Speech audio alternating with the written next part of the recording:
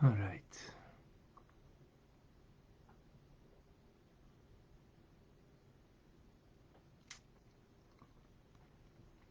Yochanan, Hasidic maskil.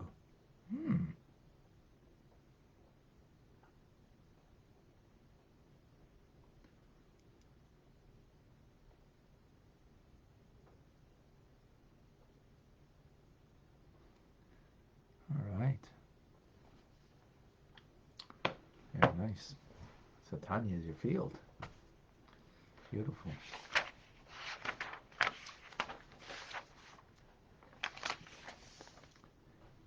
Good morning. And welcome to Tanya Today. Oops.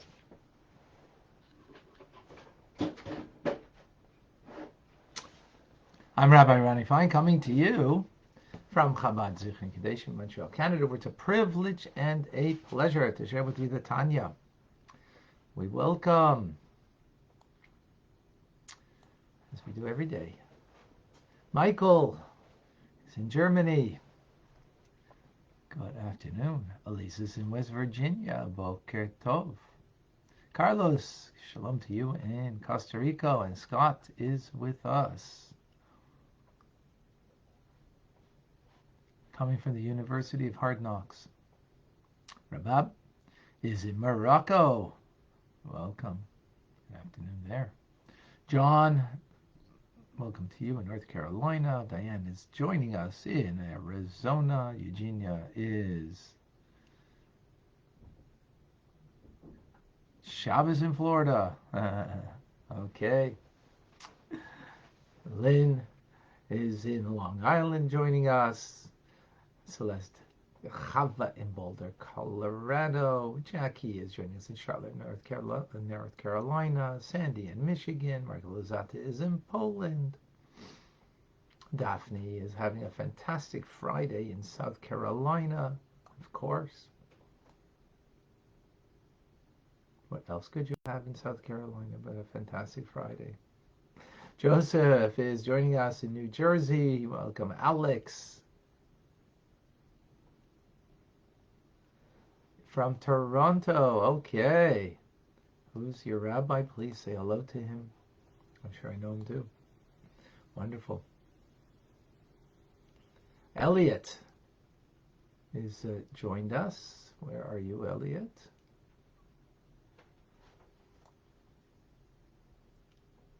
Wherever you are.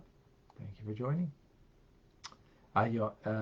Yohanan is in California. David is also in California. Rena is in Colorado joining us.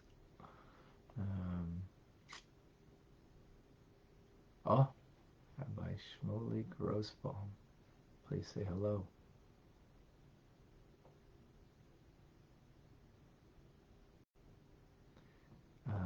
We have Howix. We have Alice in Baltimore. Beautiful. We have Oliver. We have Yohanan, Michael. We have Rachel joining us. Akoy. Beautiful.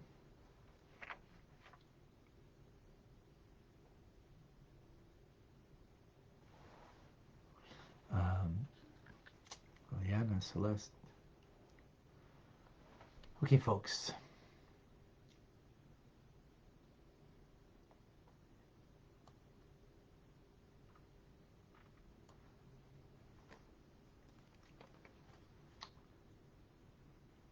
If you know Richard, Alex, say hello to Richard from Montreal.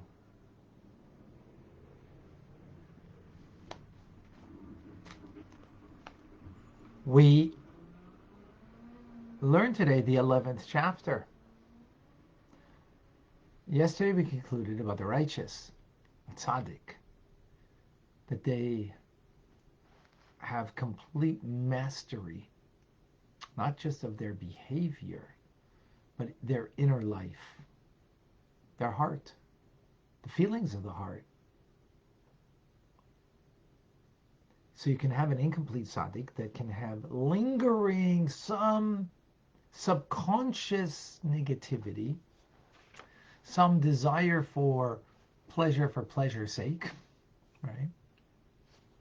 But it's lingers very deep in the heart that person's not even aware of it.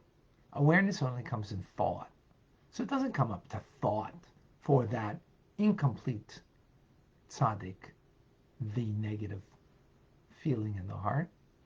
Again, negative here means seeking pleasure for pleasure's sake. The tzaddik doesn't have that. The complete tzaddik, completely transformed, and has taken all of the bitterness of the animal's soul that is self-indulgent. Self-indulgent doesn't mean a bad thing, indulging in anything bad, but it just means indulgence of the self, which the self, from the animal soul and body perspective, is that I just want pleasure for pleasure's sake, right? For its own sake, not for its purposeful intent. I know we went to great length and discussed that. Now, in this chapter, we go to the opposite end, which is a rasha. A rasha means an evil person. The word ra, evil. What is evil? Who is evil? What does that mean? So, let us understand. The opposite of the righteous is the evil, right? So, as we have two levels in the righteous, a complete righteous and an incomplete righteous. So likewise, when it comes to evil doers, we have completely evil and incomplete, and they're evil. I'm going to use the word rasha instead of evil, because when we say the word evil, we think of Attila the Hun, we think of Hitler, Yimach Shmai, we think of, like real evil. No, that's not the idea in Tanya at all, as we will see. So, by the righteous person who's incomplete, what it means is that the negativity that they have inside of them is bent, it's subservient to the good in them, meaning the divine soul in them. That's good, is the divine soul. Pure good, at least, right? So it's subservient to it. And it's subservient. So what does it mean now for the wicked, for the rasha? It means the opposite, right? Because it's the opposite idea of the righteous. It means that the good in them is subservient to the negative in them, right? The divine soul, in other words, that's in the brain and in the right part of the heart, becomes subservient and nullified to the animal in us, which is klipa, the negative force in us, that's in the left part of the heart, right? So therefore, a rasha who has good in them, right, means that the animal soul overpowers the good in the divine soul to the extent that the good is subservient to the evil as a result. Now, what do we mean by it's subservient? What does that mean exactly? Well, there's a myriad of degrees that we're talking about over here.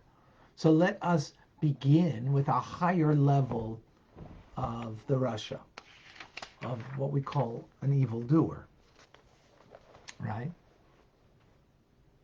So you can have an individual that the subservience or the nullification of the good to the evil, from the goodness of the person to the negativity of the person, right, can be very minor.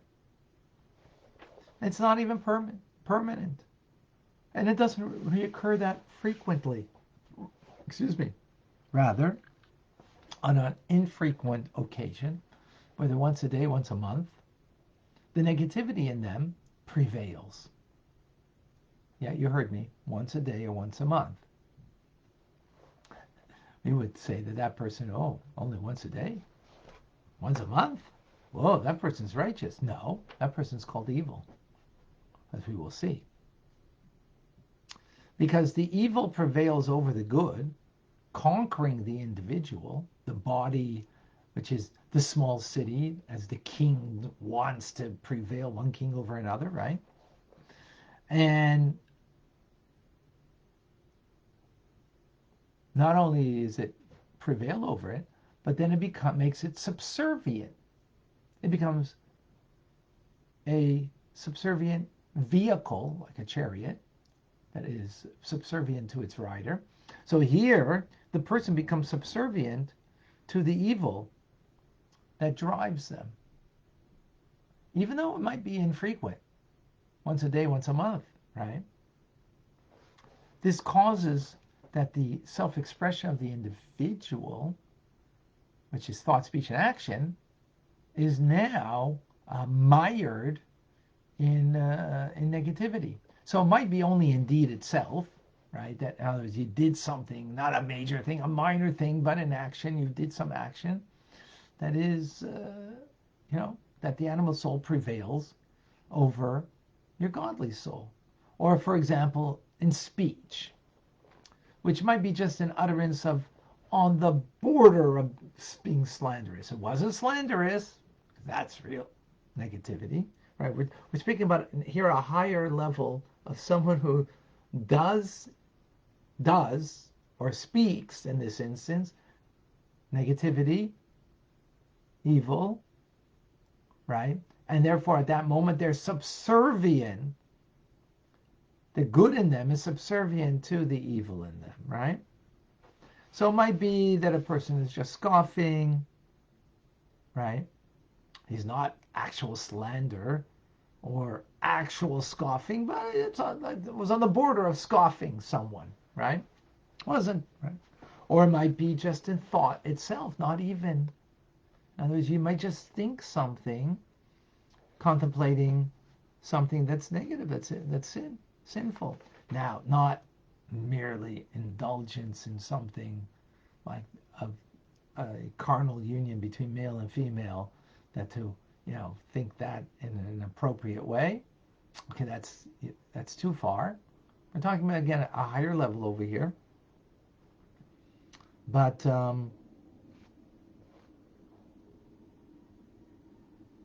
even something that would be of a permitted thing, relationship, but thinking about it during the day when it's not a time to engage in such a fancy is, something one shouldn't do, because it may, bring you to a negative end.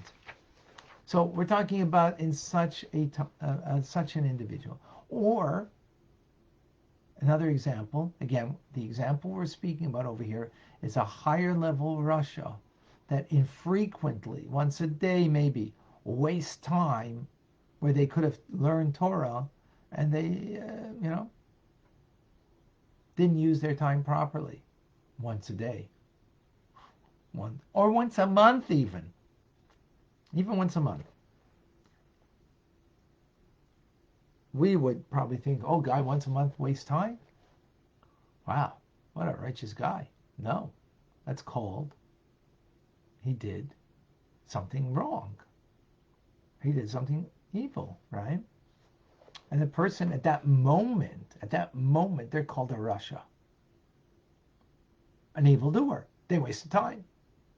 They spoke something that was on the border of scoffing, or on the border of being, saying something negative that you shouldn't say. So what does it mean? Why are you called a Rasha? I mean, you did it once this month? Once, even say just once in a day? That seems like a pretty good track record. But what that means is that the evil in that action or that words that were said or the thought, right? The animal soul prevails within the individual, clothing themselves in the body, bringing them to be defiled, right?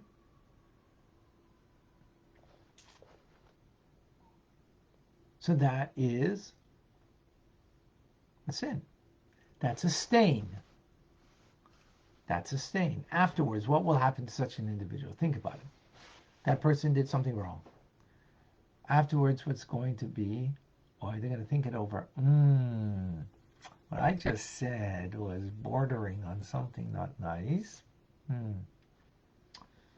The good in them, in their divine soul, is going to assert itself. And what's going to happen? The person is going to be filled with remorse because they transgressed in thought, speech, or action, right? And what that person will do, of course, seek forgiveness from God. Now, if you need to seek forgiveness from a person, they'll do that too, and they'll do tshuva, an appropriate tshuva, right?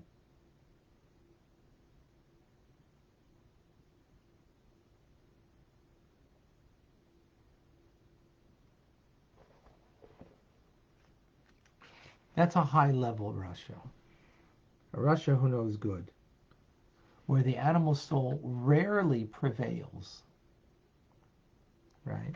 And only prevails in one of the garments of expression, thought, speech, or action, right? Now you ask, why is that person still a Russia? It's because there's a stain. Even though they have remorse, and yet there is a stain on the soul. That stain hasn't completely gone away. With this we have interesting concept of what it means evil. What is evil and who does evil?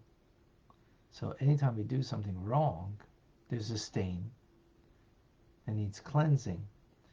The fact that we have remorse and we ask for forgiveness, right, is accepted, of course, but that doesn't mean there isn't still part of a stain left, and that stain is what defines, the dirt that defines that there's evil upon the person. Now, this person is seldom dominated and subservient to the negative side of the animal soul, but still, because there is still somewhat of a stain, still has a classification of a Rasha. However, says the Alter Rebbe, there's another type of Rasha who knows good, but the evil prevails more strongly in them. They'll be more often. The sin will be more of a heinous form of a sin. It might be outright tail-bearing, right? Now, the fact that this person is called a Rasha v'toivloi, an evil person, and it's good for them, means they do it more often. It might be a few times a day. They do something wrong, wasting time, saying something that is not appropriate. And they will do tshuva. They will do tshuva.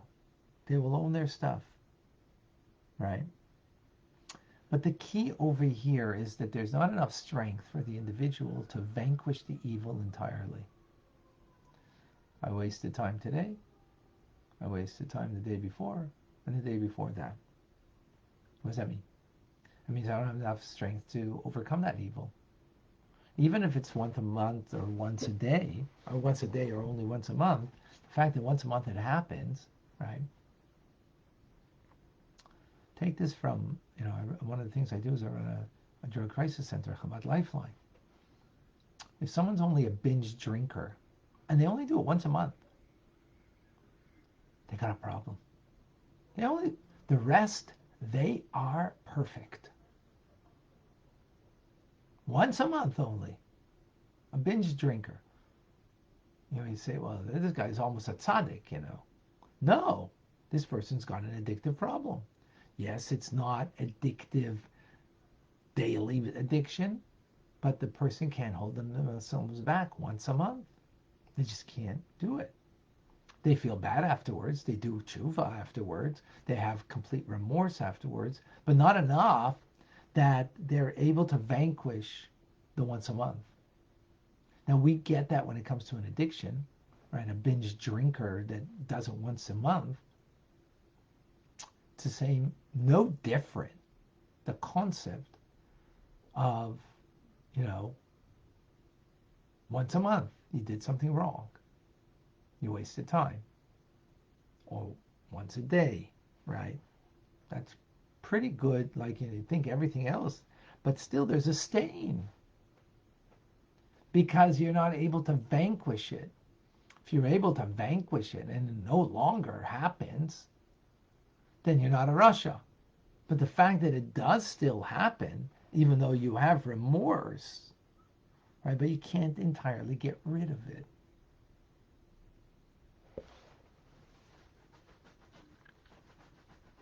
That's called a Rasha. Because why can't you get rid of it? Is because the good in you is subservient to the animal soul. The godly soul is subservient to the animal soul to some degree. Enough that there is still a stain upon the soul, and that's what is a Rasha. What makes a Rasha? What is evil? Is a stain, period. Now, it might be a light stain, but a stain nonetheless. Concerning such a person, our sages in the Talmud say that that Rishonim Aleim Charates, that the evil, the wicked, are full of remorse. In between the sins that we do, where our godly soul was subservient to our animal soul, then afterwards our godly soul comes to the fore. So, oh, what did I do? And you're full of remorse. However, not able to master that desire. This, as the sage, the Alter Rebbe says, based on the teaching of the sages, this represents a majority of wicked people, which means the majority of you and I. To be quite frank, that's what it means, right? That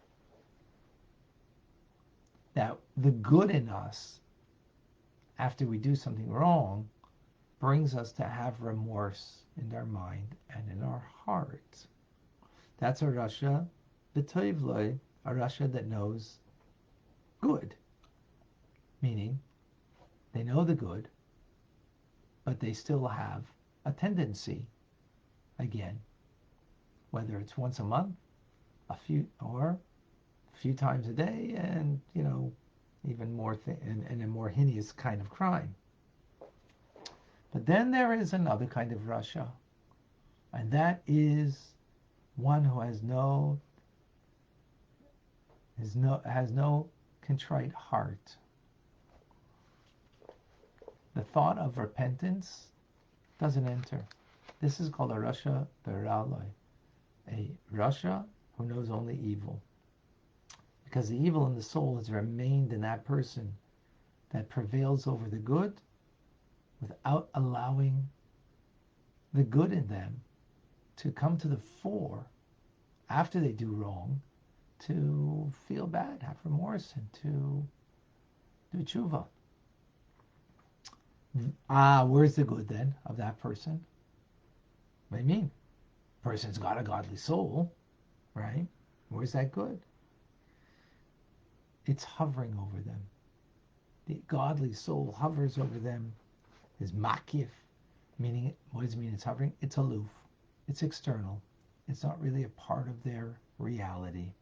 So they have no conscious awareness of it, of their godly soul and their goodness. And therefore, they don't own their stuff. And they are yet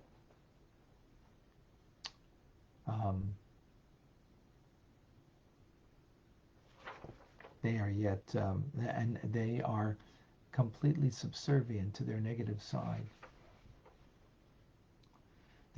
So what does that mean, though? Nonetheless, talking about, remember that the Alter Rebbe is speaking to his Chassidim, to Jews. So therefore, anytime there's a gathering of 10 Jews, the Shekhinah still rests upon them, even if there's evil people there, because the evil in them is dominating them. That they can't, even if they're a Rasha viraloi, a Rasha, and it's bad for them. In other words, their goodness does not come to the fore to bring them to remorse for what they do. They don't own their stuff, but yet they still have the godly soul, that they would still be part of that minyan because it hovers over them as it does when 10 gather together. That's chapter 11. Some people, they say in America, chapter 11 is you close up shop, right? You file for chapter 11. That's a complete Russia. It doesn't take ownership. So we see that, and I see that often as a rabbi, as a teacher, mentor, a guide. And I see that sometimes in TRC, even though they're trying to help people, that we always point a finger to another. There's a problem, we point a finger at another person that they're the cause of the problem. But the truth is, and I just dealt with this yesterday, the truth is, if there's a problem between two people, I can't change you, but I could change myself. So I need to look at myself and see, where am I in this problem? What am I contributing to this, difficulty, this darkness, this bitterness perhaps that's occurring?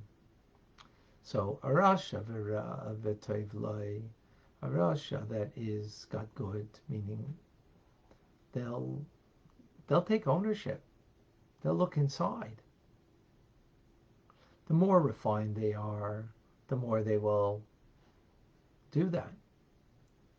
The less they are, the more they'll deflect, and like the Rasha viraloi, as the evil, who has not a contrite heart, and therefore does not do tshuva, does not do repentance, does not take ownership, and deflects it and sees it in someone else, that they're the problem. So we see that. Husband and wife, each one blaming the other. They're not owning their stuff. And if you don't own your stuff, if you don't face your stuff, then you'll stuff your face ultimately and become even more a rasha. Because what is this meaning? That your godly soul is not able to come to the fore. Your godly soul is whole and complete and worthy, just because it's a godly soul. But if we don't let it to come to the fore, then what we're left with is our autopilot expression of the animal soul that is seeking, first and foremost, self-preservation. I'll preserve me at all costs, and therefore I will not take ownership. I will deflect in order to preserve myself. More on this on TRC this Sunday night. Don't want to miss it. Sunday night at 8 o'clock. If you didn't join yet, you still have an opportunity to get one free month. But you need to go to trc.com to sign up, or not TRC, sorry, Tanya Rabbi.com/TRC. Sign up. It costs a minimal amount. If anybody goes to a therapist, you're paying 10 to 50 times more on a monthly basis, on a yearly basis. And from the people who are part of TRC who come, have gotten much more than they would ever get from therapy. Because it's Tanya. It's Torah. It's God's divine wisdom on how we can face our stuff rather than stuff our face.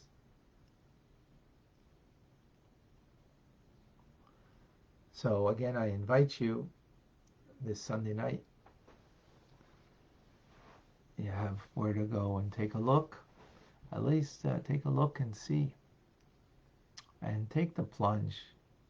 There's so many of you that are here on a daily basis and yet have not taken the plunge. Which for me is an indication that you're not ready to get into a more intimate setting, because it's on Facebook. That's the not Facebook. Let me say Facebook. It's on Zoom. Right? It's not public. It's private, and it's where you take the plunge. And some people become open and share things, and they get a lot of help.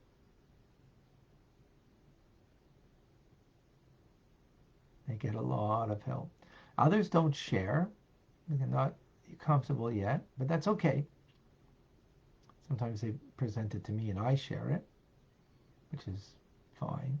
Sometimes they just by others sharing, they're getting and they're growing.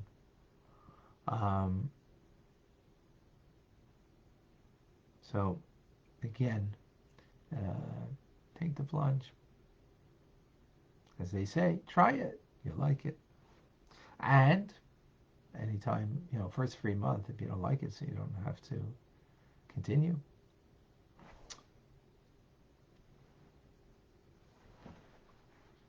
All right.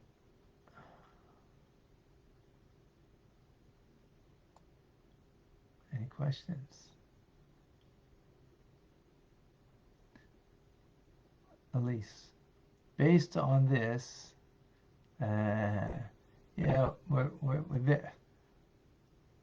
based on this, yes, we're in this category. We are part of Chapter 11. I am.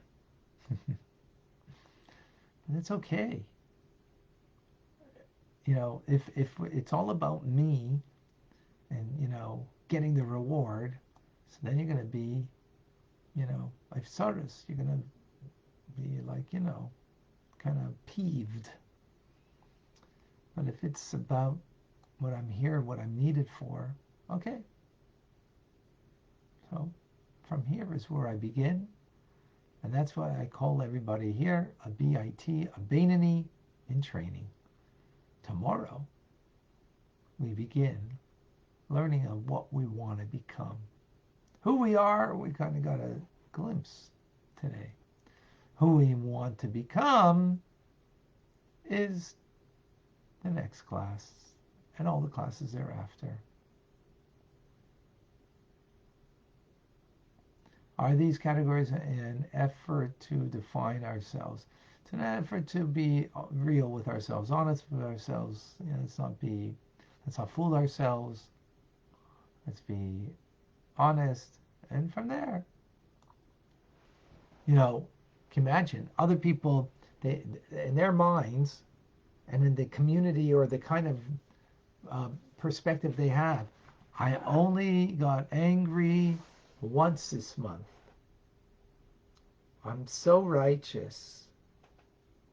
Yes. You're so full of yourself. Yes, so full of your righteousness.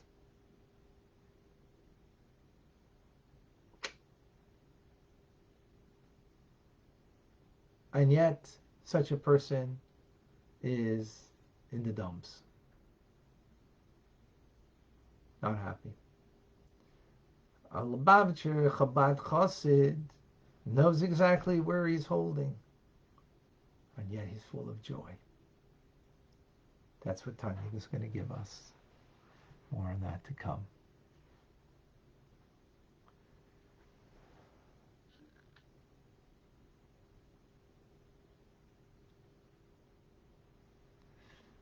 All right.